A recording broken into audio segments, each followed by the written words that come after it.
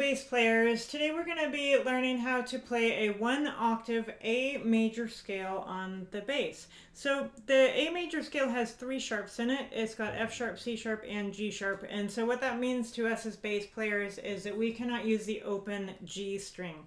There is a G sharp, so we're going to be moving into half position on the G string to play that G sharp, and then to finish out the A with the second finger. Otherwise, though, we can play most of the scale in first position. So let's get started. We're going to play our open A. Next note is B, first finger.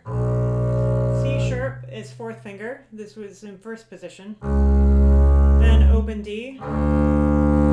E, first finger.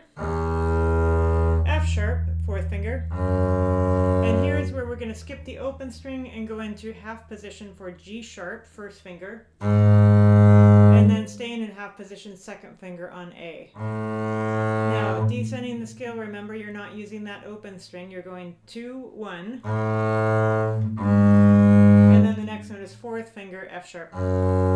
E. Open. 4. 1. And open. Good. Let's try playing that with a beat. We'll go 2 beats per note. 1, 2, 3, 4.